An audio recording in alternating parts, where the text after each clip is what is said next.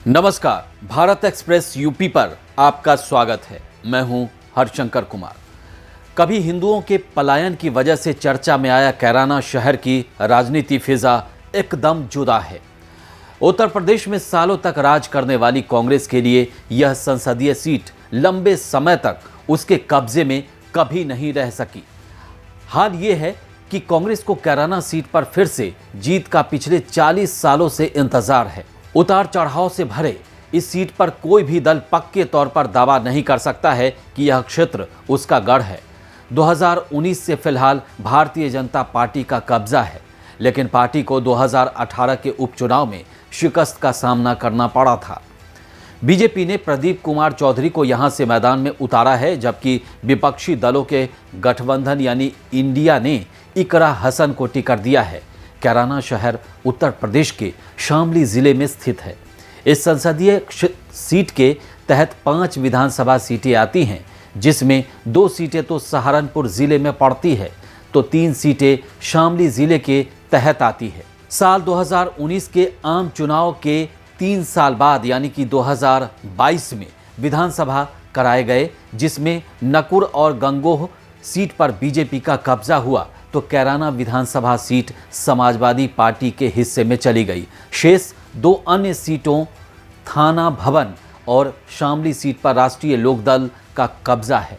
पश्चिमी उत्तर प्रदेश की अहम सीटों में गिनी जाने वाली कैराना लोकसभा सीट पर इस बार भी कड़े चुनाव के आसार हैं। भारतीय जनता पार्टी की कोशिश जहां इस सीट पर जीत के सिलसिले को आगे बढ़ाने की है, तो वहीं कांग्रेस, समाजवादी पार्टी और बीएसपी यानी बहुजन समाज पार्टी जैसे दल बीजेपी की राह में रोड़ा बने हुए हैं। बीजेपी की लगातार तीसरी बार आम चुनाव में जीत की कोशिश को रोकने के लिए विपक्षी दलों ने इंडिया नाम से गठबंधन बनाया है। 2019 के लोकसभा चुनाव की बात करें तो इस चुनाव में 13 उम्मीदवारों ने अपनी किस्मत आजमाई थी, लेकिन मुख्य मुकाबला भारतीय जनता पार्टी और समाजवादी पार्टी के बीच ही रहा था। बीजेपी के प्रदीप कुमार को चुनाव में 5,66,961 वोट मिले थे, तो समाजवादी पार्टी की तबस्सुम बेगम के खाते में 4,74,801 वोट आए थे। कांग्रेस के हरेंद्र सिंह मलिक तीसरे स्थान पर रहे थे। मुस्लिम गढ़ वाली इस सीट पर बीजेपी के प्रदीप कुमार ने 92,160 मतों के अंतर से जीत हासिल की थी। इस चुनाव में समाजवादी पार्टी और बहुजन समाज पार्टी के बीच आपसी गठबंधन था और इस लिहाज से यहां से सपा ने अपना उम्मीदवार उतारा था। चुनाव के दौरान कैराना सीट पर तब कुल 15,99,120 वोटर्स थे, जिसमें पुरुष वोटर्स की संख्या 8,68,259 थी, तो महिला वोटर्स की संख्या 7,30,780। इसमें से कुल 11,24,047 वोटर्स ने वोट डाले।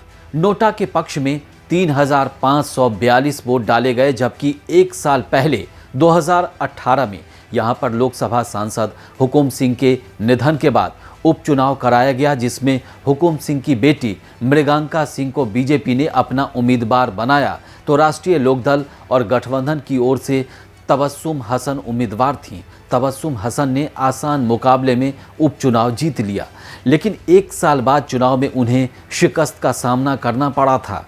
कैराना संसदीय सीट के राजनीतिक इतिहास को देखें तो यह सीट 1962 में अस्तित्व में आई। कांग्रेस को यहां पर पिछले 4 दशक से अपनी पहली जीत का इंतजार है।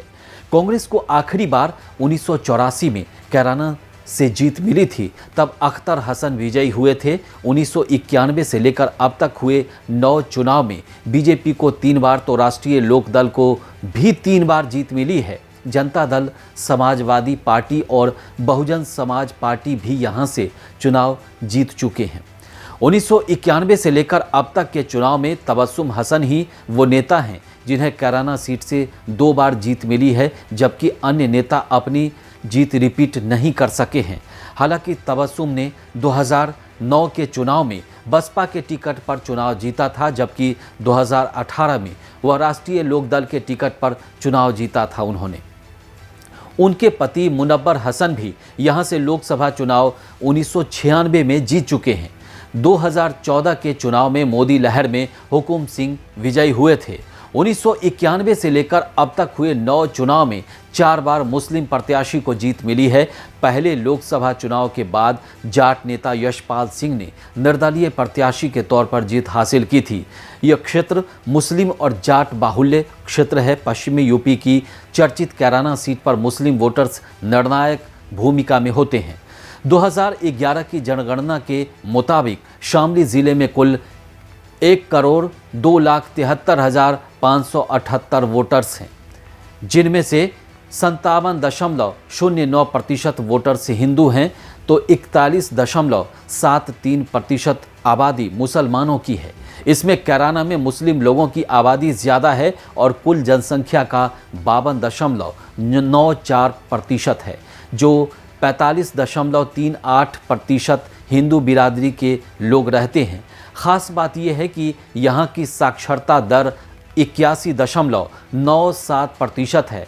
कैराना प्रदेश के 80 संसदीय सीटों में से एक है। बताया जाता है कि इसका पुराना नाम कर्णपुरी हुआ करता था, लेकिन बाद में नाम बिगड़ता चला गया। इसके बाद यह किराना हुआ और अब कैराना हो गया। मुजफ्फरनगर से करीब 50 किलोमीटर पश्चिम में पानीपत से सटा हुआ इस क्षेत्र को राष्ट्रीय लोकदल का गढ़ भी माना जाता है। 2013 में मुजफ्फरनगर में हुए दंगों का असर पश्चिमी यूपी के कई ज़िलों में हुआ था, जिसमें शामली ज़िला भी शामिल था।